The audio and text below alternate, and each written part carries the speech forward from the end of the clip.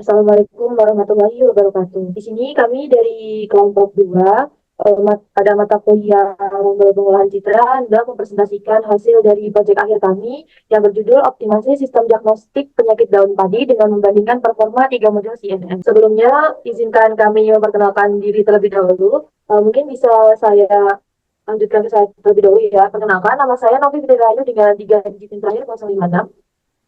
Perkenalkan, nama saya Argo Sabra Priyadi dengan 3 digit NIM terakhir 011. Perkenalkan, nama saya Muhammad Farid Dika dengan 3 digit NIM terakhir 009. Perkenalkan, nama saya Satya Putra Noring Bawono dengan 3 digit NIM terakhir 073. Yang terakhir ada teman kami yang tidak bisa kunjung bersama dengan kami pada malam hari ini bernama Novia Putri Bindi dengan 3 digit NIM terakhir 005. Sebelumnya izinkan saya menjelaskan isi dari laporan kami, yaitu yang pertama ada pendahuluan, yang kedua ada metode, yang ketiga ada hasil dan pembahasan, dan yang terakhir ada kesimpulan. Oke, kita masuk ke pendahuluan terlebih dahulu. Di sini padi menjadi sumber pangan karbohidrat utama bagi jutaan orang di seluruh dunia. Peran padi sangatlah krusial dalam menjaga ketahanan pangan global, mengalahkan gandum dan sumber pangan lainnya. Dalam menghadapi krisis pangan yang ada di Indonesia ini, tantangan terbesar muncul dalam mempertahankan produksi yang memadai untuk memenuhi kebutuhan dari populasi yang semakin bertambah setiap tahunnya. Nah, karena sebab tersebut, petani akan mengalami kerugian karena penyakit-penyakit yang menyerang tanaman padi ini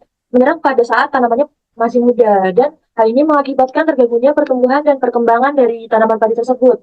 Nah, serangan penyakit pada tanaman padi ini ada banyak. Nah, salah beberapa itu ada tawar daun, blas, bintik coklat, hispa, tunggrong, dan yang lainnya, yang mana itu menjadi salah satu penyebab utama kenaikan dari harga padi setiap tahunnya. Dampaknya tidak hanya terbatas pada penurunan hasil panen, akan tetapi juga mengancam ketahanan pangan global dan stabilitas dari ekonomi dunia. Di sini kami mengambil dataset yang memiliki total 9.607 file gambar, yang mana pada total sebanyak itu terdapat 6 direction yang berisi kelas penyakit, yaitu yang pertama ada Bacteria white, yang kedua ada blast, ketiga ada brown spot, yang keempat ada padi yang sehat, yang kelima hispa, dan yang terakhir ada penyakit tunggal, yang mana penyakit-penyakit tersebut bisa dilihat pada gambar yang tertera pada slide ini. Nah, di sini pada laporan ini kita juga mengacu pada literatur terbaru yang dilakukan fokus terhadap penggunaan teknologi perangkat lunak dan pemrosesan citra untuk identifikasi penyakit pada daun padi.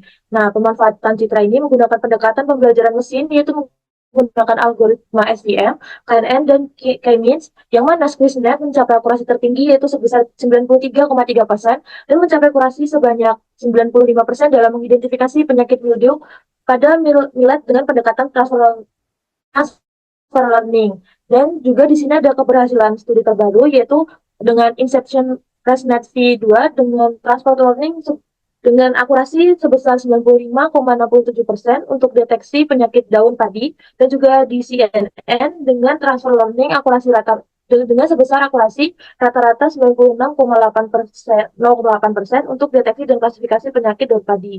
Nah, di sini tuh termasuk pada jenis algoritma deep learning akan dijelaskan oleh. Untuk yang selanjutnya ini kita masuk ke bagian metode. Jadi metode yang digunakan itu berupa augmentasi terhadap gambar-gambar penyakit-penyakit padi, dan metode yang kami gunakan yaitu CNN dengan 3 arsitektur, yaitu DenseNet 121, ResNet 50, dan VGG 19 yang diambil dari TensorFlow. Yang pertama, augmentasi. Augmentasi dalam konteks pemrosesan data dan pembelajaran mesin mengacu pada proses membuat data baru secara artifisial dari data yang sudah ada. Di mana dimaksud dengan membuat data baru secara artifisial ini adalah dengan menggunakan algoritma dan teknik kecerdasan buatan atau AI.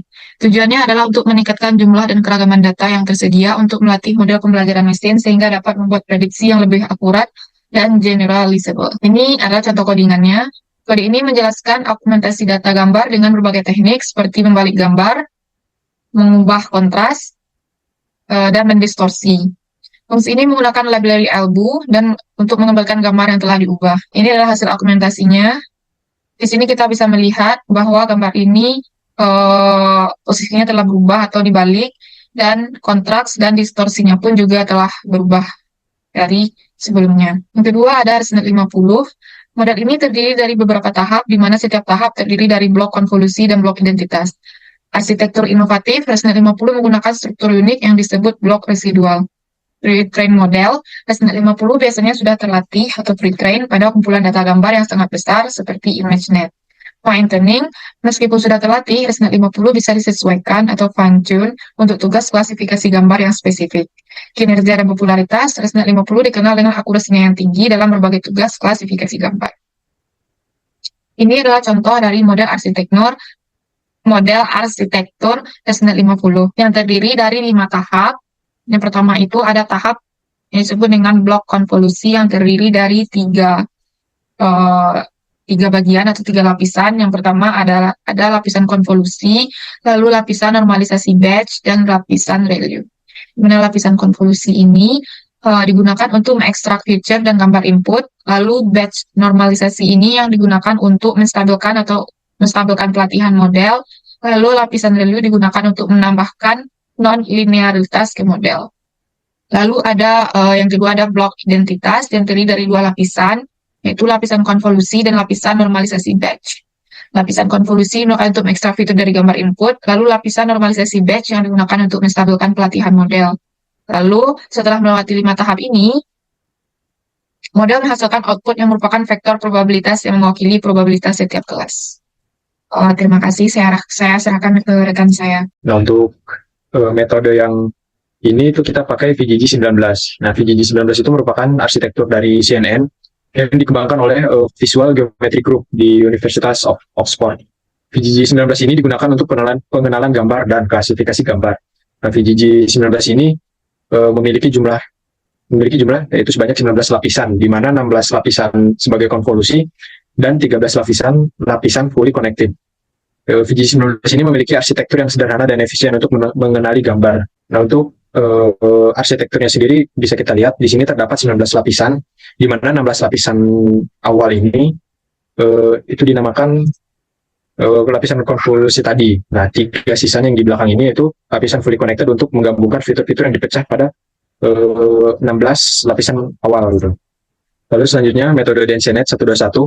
Ini juga merupakan sebuah arsitektur dari CNN yang dikembangkan oleh Gao Huang, Zhuang Liu, Laurent van der Maten, dan Kilian Q. Weinberger yang ditulis pada sebuah makalah yang berjudul Densely Connected Convolutional Network. DenseNet 121 ini digunakan untuk pengenalan gambar dan klasifikasi gambar. Nah, DenseNet 121 ini memiliki jumlah sebanyak 121 lapisan yang terdiri dari beberapa lapisan konvolusi dan lapisan transisi. Nah, DenseNet 121 ini memiliki arsitektur di mana dense connectivity. Nah, maksud dari dense connectivity itu, jadi setiap lapisan itu bisa saling terhubung gitu. Tidak seperti arsitektur pada umumnya, di mana arsitektur lainnya itu bergerak secara linear dari belakang ke depan. Nah, kalau DenseNet 121 ini, alurnya tuh bisa ke berbagai lapisan gitu. Jadi dari lapisan ini bisa langsung ke lapisan ketiga, lapisan 1 ini bisa langsung ke 4, lapisan 2 bisa langsung ke 4, dan seterusnya gitu. Nah, lalu yang selanjutnya, dari aplikasi demo yang kami lakukan, ini kode yang kami lakukan untuk demo aplikasi. Kami hanya akan menampilkan dari hasilnya saja, karena untuk nge-run secara langsung, untuk mengetes testing secara real time itu akan membutuhkan waktu yang sangat lama untuk memproses modelnya. Nah, kita di sini menggunakan beberapa gambar, ada 6 gambar dari masing-masing penyakit tanaman padi, dan dari hasilnya itu kita bisa lihat bahwa model ini sudah cukup bagus untuk melakukan pengenalan terhadap gambar. Nah, untuk yang gambar yang pertama itu, gambar yang hasilnya itu bacterial light. Nah, untuk prediksinya itu bacterial level light, itu sama lah. Lalu yang gambar kedua itu gambar hasilnya blast, lalu yang diprediksi adalah blast. Lalu gambar yang ketiga itu gambar hasilnya tumoro, lalu hasil prediksinya itu tumoro. Nah, yang keempat itu gambar hasilnya itu hispa, lalu hasilnya healthy. Karena terdapat kekurangan dataset terhadap label hispa ini. Lalu selanjutnya, gambar hasilnya itu gambar daun padi yang sehat, lalu yang diprediksi juga sama sehat. Lalu yang selanjutnya, gambar hasilnya itu brown spot, lalu prediksi dari modelnya itu penyakit brown spot, seperti itu. Dan selanjutnya, untuk hasil dari pemodelan akan dijelaskan oleh Riko. Baik, yang selanjutnya di sini ada hasil dan pembahasan.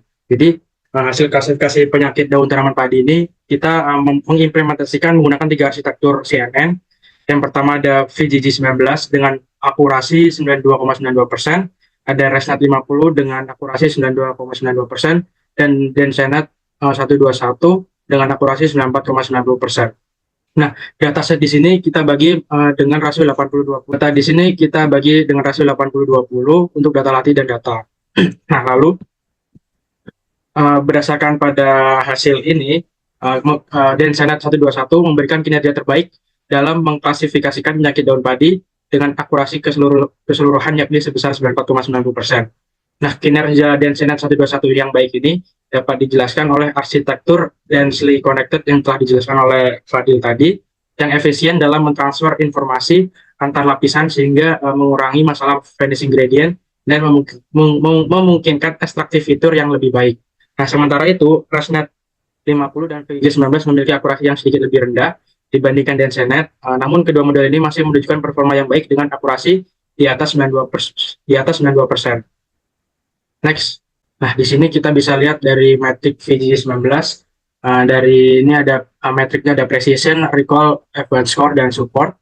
Dari Howard Daur 19%, 100%, 9%, dan sebagainya. Next. Di sini untuk metrik ResNet 50 sebagai berikut.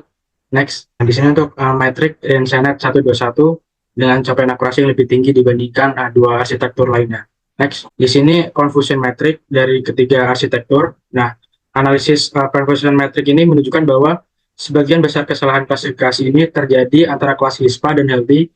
Terbukti pada tadi Mas Fadil menjelaskan, memaparkan tentang hasil prediksinya ketika hasilnya ternyata dia healthy. Nah, yang menunjukkan bahwa model masih mengalami kesulitan dalam membedakan karakteristik visual antara kedua kelas tersebut. Untuk pemilihan teknik augmentasi data dan optimasi arsitektur, model dapat dilakukan untuk memperbaiki kinerja klasifikasi pada kasus-kasus yang sulit tersebut. Oke, mungkin segitu saja dari hasil dan pembahasan. Selanjutnya kesimpulan akan dijelaskan oleh rekan saya, Sadia. Silakan. Lalu ada kesimpulan. Penelitian ini bertujuan untuk mengembangkan model deteksi penyakit daun tanaman padi menggunakan jaringan saraf tiruan dengan algoritma step decay. Metode ini diimplementasikan melalui 3 arsitektur CNN yang berbeda, yaitu Densenet 121, SNAP 50, dan VGG19. Next. Lalu garis besar temuan dari penelitian yang telah kami lakukan. Yang pertama, arsitektur Densenet 121 memiliki akurasi yang tertinggi, yaitu 94,90%.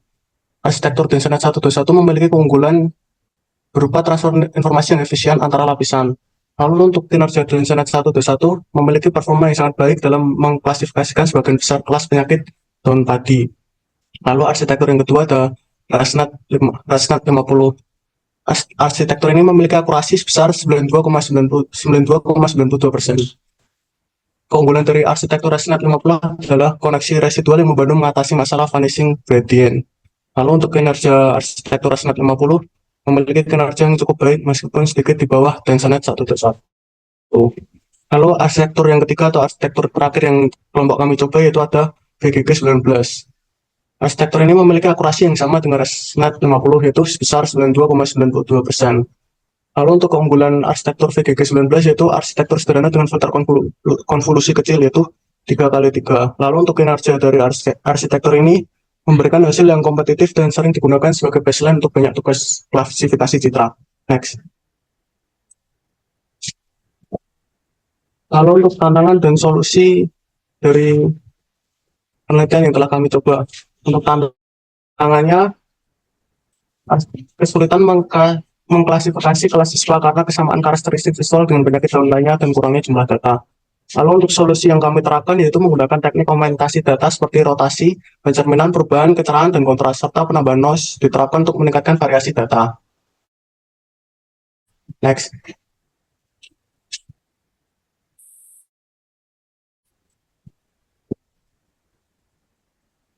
Lalu untuk kesimpulan akhir, penelitian ini menunjukkan bahwa algoritma step decay efektif dalam meningkatkan kinerja model CNN untuk klasifikasi penyakit daun padi. Dengan menggunakan teknik ini, model mampu memberikan kinerja yang baik dalam mengklasifikasikan penyakit daun tanaman padi.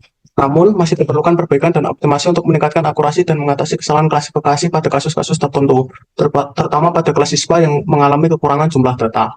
Sekian presentasi dari kelompok 2 mengenai proyek akhir kami. Apabila terdapat kesalahan ataupun kekurangan pada saat kami menjelaskan, kami mohon maaf. Sekian, terima kasih. Wassalamualaikum warahmatullahi wabarakatuh.